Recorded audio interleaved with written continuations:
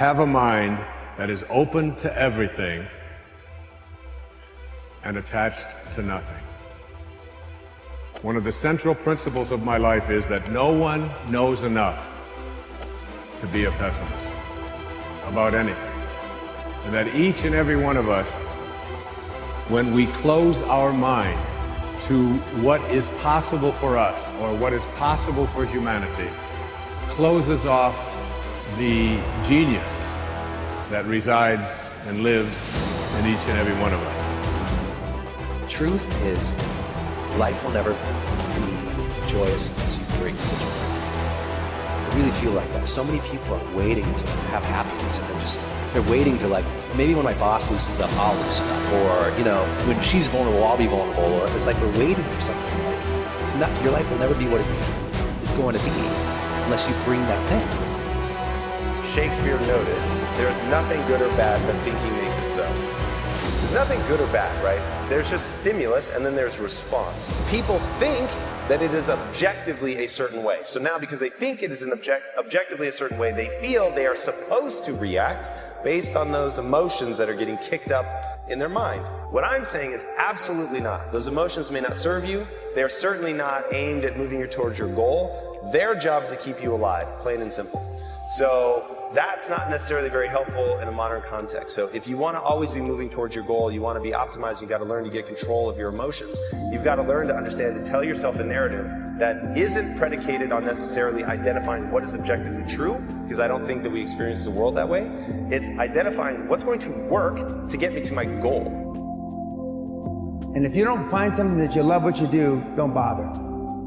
Because if you don't have a passion for what you do and you love, it gets old. Okay? Well, if you're not passionate about what you do in life, it gets old, and then it becomes work. And as soon as it becomes work, you're finished. So this progress that we're creating in the search for ubiquity of happiness, for the utopia of this place that we will arrive at, this tropical place called happiness, is the biggest lie of it all. So the truth of our existence is that there is nothing truly on the outside that can ever fill us up. A lot of you feel stuck because you're waiting for some kind of external force to either push you and pressure you to change and to be great and to be amazing, or you're waiting for somebody to give you permission. More than likely, no one's coming. The only kind of force that will truly create change in your life is you. The internal kind of force. I hate to say it, but for those of you that feel really, really stuck, and you keep thinking that somebody's got to pick me, it's ridiculous. This is external versus internal force.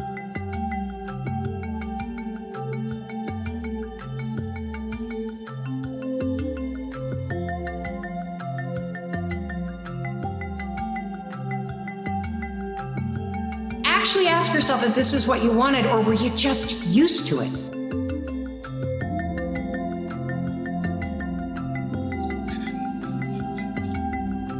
For somebody that's struggling, you start rewarding incremental steps that are about forward action. Every passing minute is another chance to turn it all around.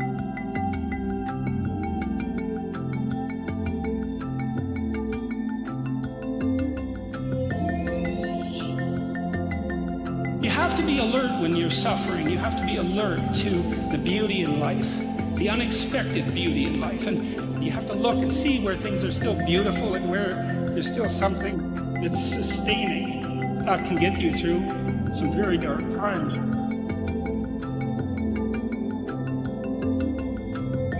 Agitation and stress were designed to get us up and move us. And when we try and fight that too much, and we try and quiet that stress, that actually can be problematic. You have to decide, are you going to try and quiet stress, or are you going to actually lean into action? That's a critical choice point for everybody who's experienced anything negative. Forward movement, provided it doesn't endanger you, is absolutely the remedy for fear, stress. Courage isn't the absence of fear, it's acting in the face of it. Confidence isn't the absence of self-doubt, It's being willing to try, even though you doubt yourself. The world gave us a gigantic experiment where we got to practice and get to continue to practice the most important skill on the planet, which is emotional resilience.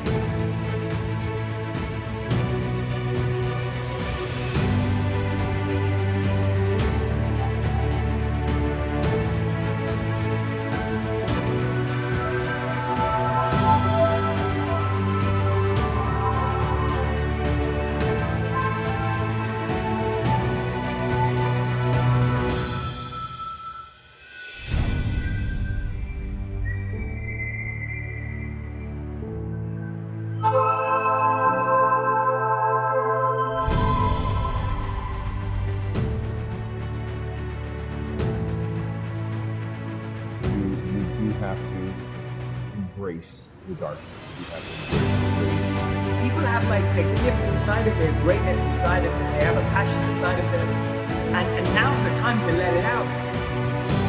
2020 is a reset year. 2020, it's not by accident that it's 2020 and a new decade. It's 2020 vision for 2020 and beyond. This is the year for reset. This is the year for restart. This is the year for reignite. This is the year for repeat the things that you love. This is the year for recommit. This is the year for redesign. This is the year for re-engage. This is the year for restart. This is that year.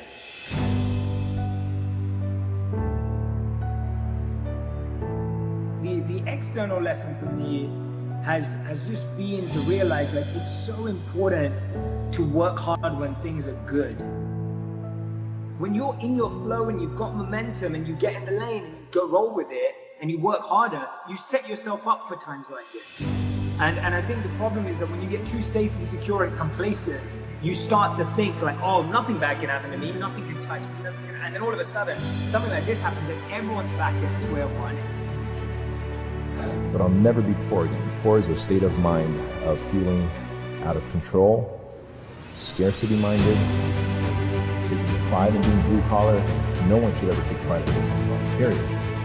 You've got a brain, you've got a solution to a problem that you want to pay for, put it out there. Like so many people probably come up to you, and they come up to me, I've got this great idea, and one day I'm going to do it. When is that day? I'm going to invite you, don't sign up for the goal, sign up for the inconvenience it's going to cost you. Every day say yes to whatever it takes, no matter what.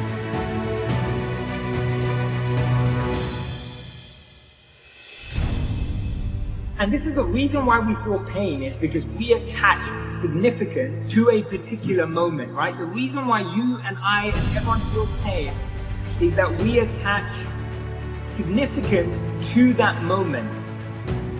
And then when that moment is taken away from us, we think our significance has been taken away from us. And you think that all that work is lost because you have significance attached to that moment. But the truth is that's not true. The significance was in the work you put in.